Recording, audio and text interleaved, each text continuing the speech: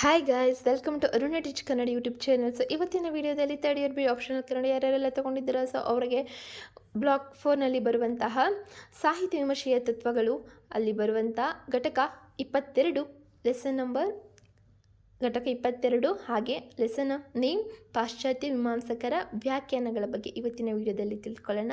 So skip ಮಾಡಿದೆ ಎಂಡ್ವರೆಗೂ ನೋಡಿ ಅಂತ ಹೇಳ್ತಾ, ನಾನು ಪ್ರತಿ ಪುಟಗಳನ್ನು ನಿಮಗೆ ಎಕ್ಸ್ಪ್ಲೇನ್ ಮಾಡಬೇಕಾದ್ರೆ ನೀವು ಸ್ಕ್ರೀನ್ಶಾಟ್ ತಗೊಂಡು ನೋಟ್ಸ್ ಮಾಡ್ಕೊಳ್ಳಿ ಅಥವಾ ಜೆರಾಕ್ಸಾದರೂ ತಗೊಳ್ಳಿ ಅಂತ ಹೇಳ್ತಾ let's start the lesson.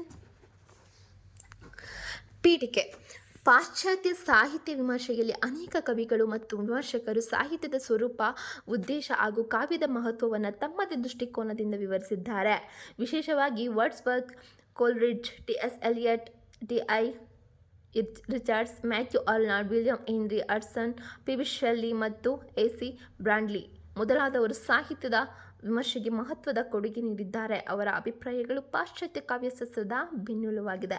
So ಇವಾಗ ಒಬ್ಬೊಬ್ಬರದೇ ಅವರ ಅಭಿಪ್ರಾಯವನ್ನು ನಾವು ನೋಡ್ತಾ ಹೋಗೋಣ. ವಿವರಣೆ. First one, Wordsworth. ಈತನು 1770ರಿಂದ 1850ರವರೆಗೆ ಬದುಕಿದ್ದ ಒಬ್ಬ ಶ್ರೇಷ್ಠ ಆಂಗ್ಲ ಕವಿಯವರು. ಅವರ ಬಾಲ್ಯದ ಬಹುಭಾಗವು ನಿಷ್ಕಪಟ ಕುರುಬ ಮತ್ತು ಸೋಲಿಗರಂತಹ ರೈತರ ನಡುವೆ ಕಳೆದಿದ್ದರಿಂದ ಅವರ ನಿರ್ಮತ್ಸರ ಮನೋಧರ್ಮ, ನಿಷ್ಕಲ್ಮಶ ಪ್ರೀತಿ ಹಾಗೂ ಸರಳ ಜೀವನದ ಆತನ ಮನಸ್ಸಿನ ಮೇಲೆ ಗಾಢ ಪರಿಣಾಮವನ್ನು ಬೀರಿತು. ವಿಲಿಯಂ ವರ್ಡ್ಸ್ವರ್ತ್ ಅವರು ರೊಮ್ಯಾಂಟಿಕ್ ಚಳುವಳಿಯ ಪ್ರಮುಖ ಕವಿ. ಅವರ ಪ್ರಕಾರ ಕಾವ್ಯವು ಮಾನವನ ಆಂತರಿಕ ಭಾವನೆಗಳ ಸಹಜ ಅಭಿವ್ಯಕ್ತಿ. ಅವರ ಪ್ರಸಿದ್ಧ ವ್ಯಾಖ್ಯಾನ ಅಂದರೆ, ಶಾಂತ ಸ್ಥಿತಿಯಲ್ಲಿ ನೆನಪಾಗುವ ತೀವ್ರ ಭಾವನೆಗಳ ಸಹಜ ಉಕ್ಕುವಿಕೆಯೇ ಕಾವ್ಯ. ವರ್ಡ್ಸ್ವರ್ತ್ ಅವರ ಅಭಿಪ್ರಾಯಗಳು: ಕಾವ್ಯವು ಭಾವನೆಗೆ ಆಧಾರಿತ, ಕೃತಕ ಭಾಷೆಗಿಂತ ಸರಳ ಜನಭಾಷೆ ಮುಖ್ಯ, ಪ್ರಕೃತಿ ಮತ್ತು ಮಾನವ ಜೀವನ ಕಾವ್ಯದ ಕೇಂದ್ರ, ಕಾವ್ಯ ಮಾನವನ ಮನಸ್ಸಿಗೆ ಶಾಂತಿ ಹಾಗೂ ನೈತಿಕತೆ ನೀಡುತ್ತದೆ. ಅವರು ಸಾಮಾನ್ಯ ಜನರ ಬದುಕಿನ ಅನುಭವಗಳನ್ನು ಕಾವ್ಯಕ್ಕೆ ತಂದರು. ಇದರಿಂದ ಕಾವ್ಯ ಜನಸಾಮಾನ್ಯರಿಗೂ ಹತ್ತಿರವಾಯಿತು. Second one, Samuel Taylor Coleridge. ಈತನು 1772ರಿಂದ 1836ರವರೆಗೆ ಒಬ್ಬ ಶ್ರೇಷ್ಠ ಫ್ರೆಂಚ್ ಕವಿ. ಫ್ರೆಂಚ್ನ ಕ್ರಾಂತಿಯಿಂದ ಸಾಕಷ್ಟು ಪ್ರಭಾವಿತನಾಗಿ ಅದರ ಬಿಡುಗಡೆಯ ಕುರಿತು ಅನೇಕ ಸಂವೇದಿತ ಕವನಗಳನ್ನು ರಚಿಸಿದನು. ಆದ್ದರಿಂದ ಉತ್ಸಾಹಿತನಾಗಿ ಕೇಂಬ್ರಿಡ್ಜ್ಗೆ ಬಂದಿಳಿದನು. ತರುವಾಯ ವರ್ಡ್ಸ್ವರ್ತ್ ರಂಥ ಕವಿಗಳ ಪರಿಚಯಿತನಾಗಿ ಅವರ ದಟ್ಟ ಪ್ರಭಾವದಿಂದ ರೊಮ್ಯಾಂಟಿಕ್ ಪ್ರಮುಖ ಕವಿಗಳಲ್ಲೆಲ್ಲ ಒಬ್ಬನಾಗಿಯೂ ಬೆಳೆದರು. ಅವರ ಪ್ರಸಿದ್ಧ ವ್ಯಾಖ್ಯಾನವನ್ನು ನೋಡೋಣ. The best words in the best order, ಅಂದರೆ ಅತ್ಯುತ್ತಮ ಪದಗಳನ್ನು ಅತ್ಯುತ್ತಮ ಕ್ರಮದಲ್ಲಿ ಜೋಡಿಸುವುದೇ ಕಾವ್ಯ. ಅತ್ಯುತ್ತಮ ಪದಗಳಲ್ಲಿ ಅತ್ಯುತ್ತಮ ಕ್ರಮದಲ್ಲಿ ಜೋಡಿಸುವುದೇ ಕಾವ್ಯ. ಕೋಲ್ರಿಡ್ಜ್ ಅವರ ಅಭಿಪ್ರಾಯಗಳು: ಕಾವ್ಯದಲ್ಲಿ ಕಲ್ಪನೆ, ಇಮ್ಯಾಜಿನೇಷನ್ ಮುಖ್ಯ. ಅವರು ಪ್ರೈಮರಿ ಇಮ್ಯಾಜಿನೇಷನ್ ಮತ್ತು ಸೆಕೆಂಡರಿ ಇಮ್ಯಾಜಿನೇಷನ್ ಎಂಬ ಎರಡು ವಿಧಗಳನ್ನು ವಿವರಿಸಿದರು. ಕವಿ ಸೃಜನಶೀಲ ಶಕ್ತಿಯ ಮೂಲಕ ಸಾಮಾನ್ಯ ವಿಷಯಕ್ಕೂ ಹೊಸ ರೂಪ ನೀಡುತ್ತಾರೆ. ಕಾವ್ಯದಲ್ಲಿ ಸಂಗೀತಮಯತೆ ಮತ್ತು ಕಲಾತ್ಮಕತೆ ಇರಬೇಕು. ಅವರ ಪ್ರಕಾರ ಕಾವ್ಯವು ಕೇವಲ ಭಾವನೆಯನ್ನ, ಅದು ಕಲ್ಪನೆಯ ಸೃಜನಾತ್ಮಕ ರೂಪವಾಗಿದೆ. ಇವಾಗ ಪಿ.ಬಿ. ಶೆಲ್ಲಿಯವರ ಬಗ್ಗೆ ತಿಳ್ಕೊಳ್ಳೋಣ. ಇವರು 1792ರಿಂದ 1822ರವರೆಗೆ ಬದುಕಿದ್ದು. ನಾನು ಬರಿಬೇಕಾದ್ರೆ ಇವನು ಅಂತ ಬರೆದಿದ್ದೀನಿ, ಬಟ್ ನೀವು ಇವರು ವಿತ್ ರೆಸ್ಪೆಕ್ಟ್ ಇರಲಿ ಅಲ್ವಾ. ಸೊ ಅದಕ್ಕೆ ಇವರು ಮಾಡ್ಕೊಳ್ಳಿ. ಅದಕ್ಕೆ ನಾನು ಓದಬೇಕಾದ್ರೂ ನಾನು ಆ ಥರ ಯೂಸ್ ಮಾಡ್ತಿಲ್ಲ. ಬದುಕಿದ್ದು ಶ್ರೇಷ್ಠ ಆಂಗ್ಲ ಕವಿಗಳಲ್ಲೊಬ್ಬನಾಗಿದ್ದರು. ರೊಮ್ಯಾಂಟಿಕ್ ಸಾಂಪ್ರದಾಯಿಕ ಕವಿಗಳಲ್ಲೆಲ್ಲ ಆತನೊಬ್ಬ ಕ್ರಾಂತಿಕಾರಿ, ಬಂಡಾಯದ ಉನ್ಮಾದಕಾರನೆಂಬ ಹೆಗ್ಗಳಿಕೆಗೆ ಪಾತ್ರವಾಗಿದ್ದಾರೆ. ಆತನು ನಾಸ್ತಿಕವಾದದ ಅವಶ್ಯಕತೆ ಎಂಬ ಕಿರುಕೃತಿಯನ್ನು ಕ್ರಿಸ್ತ 1811ರಲ್ಲಿ, ಅದು 4 ಅಂದ್ಕೋಬೇಡಿ, 11 ಅದು 11, 1811ರಲ್ಲಿ ಪ್ರಕಟಿಸಿ ಆಕ್ಸ್ಫರ್ಡ್ನಿಂದ ಉಚ್ಚಾಟನೆಗೊಳಗಾದವರು. ಅಂತೆಯೇ ಆತನು ರೊಮ್ಯಾಂಟಿಕ್ ಸಂಪ್ರದಾಯದ ಕವಿಯಾಗಿರುವುದರಿಂದ ರಸತತ್ವದ ಲಕ್ಷಣಗಳಾದ ಮಾನವ ಹಾಗೂ ನಿಸರ್ಗದ ಪ್ರೇಮದ ಬಗ್ಗೆ ಅಸ್ತಿತ್ವದಲ್ಲಿರುವ ಎಲ್ಲ ಆಚಾರ ಪದ್ಧತಿಗಳ ಬಗ್ಗೆ ಬಂಡಾಯ ಧೋರಣೆ ಮತ್ತು ವಿಸ್ಮಯ ಪ್ರಜ್ಞೆ ಕಾವ್ಯ ಕಲೆಯಲ್ಲಿ ದಿಟ್ಟತನದ ಪ್ರಯೋಗಗಳು ಕಲ್ಪನಾ ಶಕ್ತಿಯ ಪ್ರಾಬಲ್ಯ ಹಾಗೂ ವಿಷಣ್ಮತೆಗಳನ್ನು ಕುರಿತು ಆತನ ಸಮಗ್ರ ಕಾವ್ಯ ಮತ್ತು ಕಾವ್ಯ ಸಮರ್ಥನೆ ಅಂದರೆ ಎ ಡಿಫೆನ್ಸ್ ಆಫ್ ಪೊಯೆಟ್ರಿ ಎಂತಹ ಇನ್ನು ಮೊದಲಾದ ಬರಹಗಳಲ್ಲಿ ಆತನ ಕಾವ್ಯ ಪ್ರತಿಪಾದನೆಯನ್ನು ನಾವು ಗಮನಿಸಬಹುದಾಗಿದೆ. ಪರ್ಸಿ ಬೈಸಿ ಶೆಲ್ಲಿ ಅವರು ರೊಮ್ಯಾಂಟಿಕ್ ಚಳುವಳಿಯ ಕ್ರಾಂತಿಕಾರಿ ಕವಿ. ಅವರ ಪ್ರಸಿದ್ಧ ಮಾತು ಅಂದರೆ poets are the unacknowledged legislators of the world ಅಂದರೆ ಕವಿಗಳು ಜಗತ್ತಿನ ಗುರುತಿಸಲ್ಪಡದ ಶಾಸಕರು ಅಂತ ಅವರ ಒಂದು ಭಾವನೆ. ಶೆಲ್ಲಿಯವರ ಅಭಿಪ್ರಾಯಗಳು ಕಾವ್ಯ ಮಾನವನ ಕಲ್ಪನೆ ಮತ್ತು ಸ್ವಾತಂತ್ರ್ಯದ ಸಂಕೇತ. ಕವಿ ಸಮಾಜದ ಪರಿವರ್ತನೆಗೆ ಕಾರಣನಾಗುತ್ತಾನೆ. ಕಾವ್ಯ ಮಾನವೀಯತೆ ಮತ್ತು ಪ್ರೀತಿ ಬೆಳೆಸುತ್ತದೆ. ಕಾವ್ಯ ದೈವಿಕ ಪ್ರೇರಣೆಯ ಫಲ. ಶೆಲ್ಲಿ ಅವರ ಕಾವ್ಯದಲ್ಲಿ ಸ್ವತಂತ್ರ ಸೌಂದರ್ಯ ಮತ್ತು ಕ್ರಾಂತಿಕಾರನು ಕಂಡುಬರುತ್ತದೆ. ಇವಾಗ ಫೋರ್ತ್ ಎ.ಸಿ. ಬ್ರಾಡ್ಲಿ ಬಗ್ಗೆ ತಿಳಿದುಕೊಳ್ಳೋಣ. ಈತನು 1831ರಿಂದ 1935ರವರೆಗೆ ಬದುಕಿದ್ದ ಒಬ್ಬ ಶ್ರೇಷ್ಠ ಆಂಗ್ಲ ವಿಮರ್ಶಕ ಮತ್ತು ಕೇಂಬ್ರಿಡ್ಜ್ನ ಆಂಗ್ಲ ಪ್ರಾಧ್ಯಾಪಕನಾಗಿದ್ದನು. ಭವ್ಯತಾ ಮೀಮಾಂಸೆ ಮತ್ತು ಕಾವ್ಯಕ್ಕಾಗಿ ಕಾವ್ಯ ಎಂಬ ಪ್ರಮುಖ ಪ್ರಬಂಧಗಳನ್ನು ಬರೆದು ಸಾಕಷ್ಟು ಚರ್ಚೆಯ ಗ್ರಾಸಕ್ಕೆ ಒಳಗಾಗಿದ್ದ ಬರಹಗಾರನಾಗಿದ್ದರು. ಆತನ ಪ್ರಕಾರ ಕಾವ್ಯ ತನ್ನ ಮಟ್ಟಕ್ಕೆ ತಾನೇ ಸ್ವತಂತ್ರವಾದದ್ದು ಮತ್ತು ಪೂರ್ಣವಾದದ್ದು, ಸ್ವಾಯತ್ತವಾದುದು. ಅದರ ಅನುಭವವನ್ನು ಪಡೆಯಬೇಕಾದರೆ ಹೊರ ಜಗತ್ತಿನ ಅನುಭವಗಳನ್ನು ಕಳಚಿಕೊಂಡು ಆ ಜಗತ್ತಿನ ನಿಯಮಗಳಿಗೆ ಬದ್ಧರಾಗಬೇಕು. ಎ.ಸಿ. ಬ್ರಾಡ್ಲಿ ಅವರು ಶೇಕ್ಸ್ಪಿಯರ್ ನಾಟಕಗಳ ಪ್ರಸಿದ್ಧ ವಿಮರ್ಶಕ. ಬ್ರಾಡ್ಲಿ ಅವರ ಅಭಿಪ್ರಾಯಗಳನ್ನು ನೋಡೋದಾದರೆ ಸಾಹಿತ್ಯದ ಕೇಂದ್ರ ಮಾನವ ಮನಸ್ಸು. ಶೇಕ್ಸ್ಪಿಯರ್ ದುರಂತ ನಾಟಕಗಳ ಪಾತ್ರಗಳನ್ನು ಮನೋವೈಜ್ಞಾನಿಕ ದೃಷ್ಟಿಯಿಂದ ವಿಶ್ಲೇಷಿಸಿದರು. ಕಾವ್ಯ ಮತ್ತು ನಾಟಕ ಮಾನವನ ಭಾವನೆಗಳನ್ನು ಆಳವಾಗಿ ಚಿತ್ರಿಸಬೇಕು. ಪಾತ್ರಗಳ ಆಂತರಿಕ ಸಂಘರ್ಷ ಸಾಹಿತ್ಯದ ಜೀವಾಳ. ಅವರ ಶೇಕ್ಸ್ಪಿಯರಿಯನ್ ಟ್ರ್ಯಾಜಿಡಿ ಕೃತಿ ಅತ್ಯಂತ ಪ್ರಸಿದ್ಧವಾಗಿದೆ. 20 ಎಲಿಯಟ್ ಇವರು 1888ರಿಂದ 1965ರವರೆಗೆ ಬದುಕಿದ್ದ ಆಂಗ್ಲ ಶ್ರೇಷ್ಠ ಕವಿಗಳಲ್ಲೊಬ್ಬನಾಗಿದ್ದು ತರುವಾಯ ಅಷ್ಟೇ ಪ್ರತಿಭಾವಂತ ವಿಮರ್ಶಕನಾಗಿಯೂ ಗಮನಾರ್ಹ.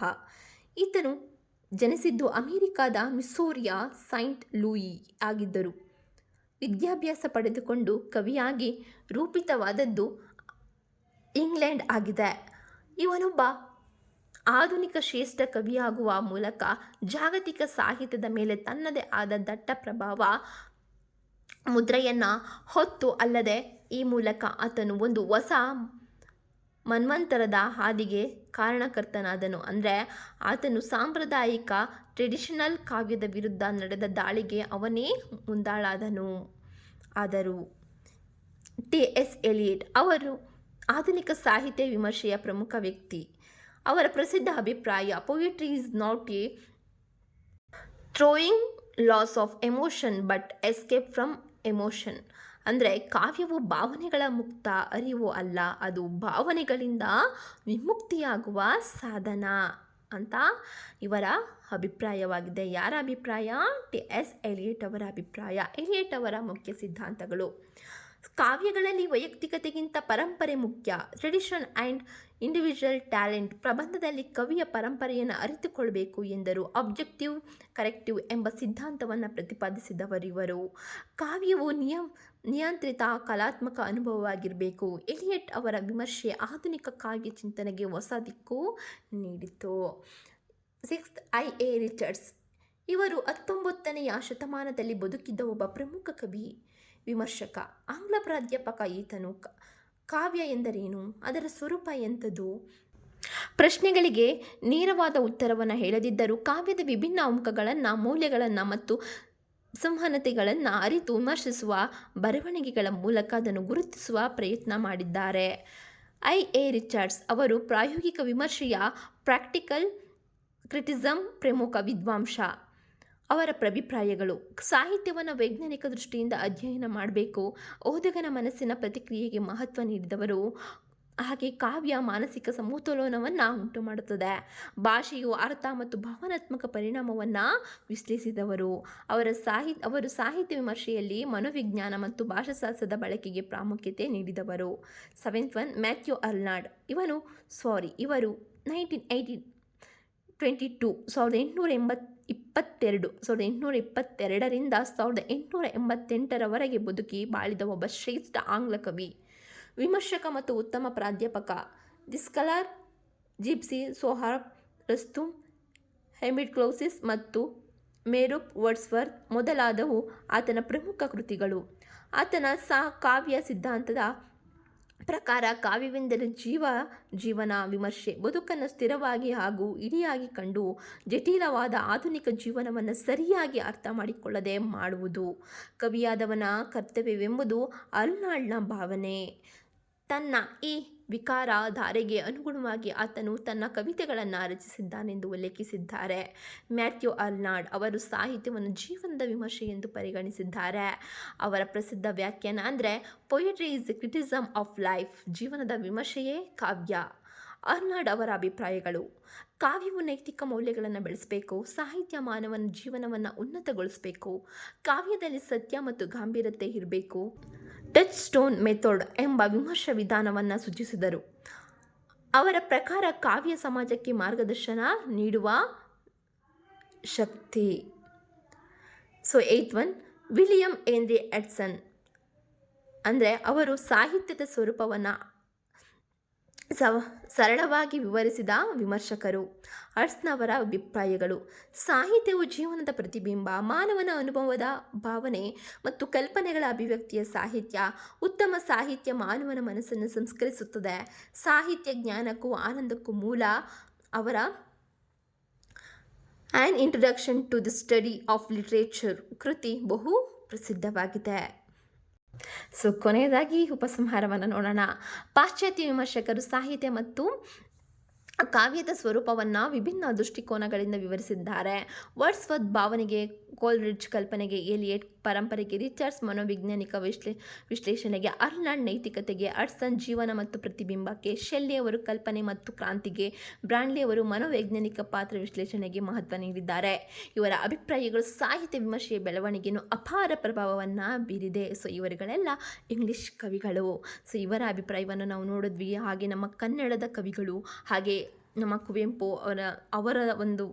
ಅವರ ಅಭಿಪ್ರಾಯಗಳನ್ನು ಕೂಡ ನಾವು ಇಂದಿನ ವಿಡಿಯೋದಲ್ಲಿ ನೋಡಿದ್ವಿ ಅಲ್ವಾ. ನಾನು ಬರೀ ನನ್ನ ಲೆಸನ್ಸ್ ಆಗಿ ನಿಮಗೆ ನೋಟ್ಸನ್ನು ಅಷ್ಟೇ ನಿಮಗೆ ವಿಡಿಯೋದಲ್ಲಿ ತಿಳಿಸ್ತಿದ್ದೀನಿ. ಯಾಕಂದರೆ ನಾನು ಇಂಪಾರ್ಟೆಂಟ್ ಲೆಸನ್ಸ್ ಅಂತ ಹೇಳ್ತಿಲ್ಲ, ಯಾಕಂದರೆ ನಾನು ಆಗಲೇ ಅದ್ರ ಬಗ್ಗೆ ವಿಡಿಯೋ ನಾನು ಮಾಡಿದ್ದೇನೆ. ಯಾರೆಲ್ಲ ನೋಡಿಲ್ಲ ನೋಡಿ ಅಂತ ಹೇಳ್ತಾ, ಈ ಒಂದು ಲೆಸನಿಂದ ನಿಮಗೆ ಟಿಪ್ಪಣಿಯನ್ನು ನಿಮಗೆ ಕೇಳ್ತಾರೆ, ಫಿಕ್ಸು, ಡೌಟೇ ಬೇಡ, ಆಯಿತಾ.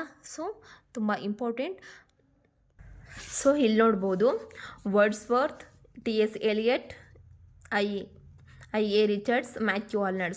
ತುಂಬ ಇಂಪಾರ್ಟೆಂಟ್. ಅಂದರೆ ಮ್ಯಾಥ್ಯೂ ಅರ್ನಾಲ್ಡ್, ಐ.ಎ. ರಿಚರ್ಡ್ಸ್ ತುಂಬ ರಿಪೀಟೆಡಾಗಿ ಕೇಳಿರುವಂಥದ್ದು ಇವ್ರದ್ದು. ಹಾಗೆ ಟಿ.ಎಸ್. ಎಲಿಯಟ್ ಕೂಡ ಇಂಪಾರ್ಟೆಂಟು, ಹಾಗೆ ವರ್ಡ್ಸ್ವರ್ತ್ ಅವರು ಕೂಡ ತುಂಬ ಇಂಪಾರ್ಟೆಂಟ್. ಇನ್ನು ಮಿಕ್ಕಿದೆಲ್ಲ ಎಲ್ಲೋ ಸಮ್ಟೈಮ್ಸ್ ಕೇಳಿರ್ತಾರೆ, ಬಟ್ ಇಷ್ಟನ್ನು ನೀವು ಚೆನ್ನಾಗಿ ಓದ್ಕೊಳ್ಳಿ. Wordsworth, T S. Eliot, I Richards ಮತ್ತು ಈ 4 ಮಾತ್ರ ಓದ್ಕೊಂಡೇ ಇರಿ. ಹಾಗೆ ಪಿ.ಬಿ. ಶೆಲ್ಲಿ ಅವ್ರದ್ದು ಕೂಡ ಓದ್ಕೊಂಡಿರಿ, ಓಕೆನಾ. ಯಾಕಂದರೆ ತುಂಬ ರಿಪೀಟೆಡಾಗಿ ತುಂಬ ಇಂಪಾರ್ಟೆಂಟ್. ಅರ್ಥ ಆಯಿತಾ? ಇದಾಗಿತ್ತು ಇವತ್ತಿನ ಲೆಸನ್. ನಿಮಗೆ ಇಷ್ಟ ಆಗಿದೆ, ಅರ್ಥ ಆಗಿದೆ, ಹಾಗೆ ಎಲ್ಲೂ ಸ್ಕಿಪ್ ಮಾಡದೆ ವಿಡಿಯೋ ನೋಡಿದ್ದಕ್ಕಾಗಿ, ಲೆಸನ್ನ ನೀವು ಕೇಳಿಸ್ಕೊಂಡಿದ್ದಕ್ಕಾಗಿ ಧನ್ಯವಾದ ಅಂತ ಹೇಳ್ತಾ, ನಿಮಗೆ ಇಷ್ಟ ಆದಲ್ಲಿ ಲೈಕ್ ಮಾಡಿ, ನಿಮ್ಮ ಅನಿಸಿಕೆಗಳನ್ನ ಕಮೆಂಟ್ ಮೂಲಕ ತಿಳಿಸಿ. ಹಾಗೆ ಹೆಚ್ಚಿನ ಲೆಸನ್ಸ್ ವಿತ್ ನೋಟ್ಸ್ಗಳಿಗೆ ಸಬ್ಸ್ಕ್ರೈಬ್ ಮಾಡಿ. ಹಾಗೆ ಆಲ್ ನೋಟಿಫಿಕೇಷನ್ ಮೇಲೆ ಬೆಲ್ ಐಕನ್ನ ಕ್ಲಿಕ್ ಮಾಡಿ, ಆಲ್ ನೋಟಿಫಿಕೇಷನ್ ಮೇಲೆ ಕ್ಲಿಕ್ ಮಾಡಿ ಅಂತ ಹೇಳ್ತಾ, see you the next lesson. Bye, take care.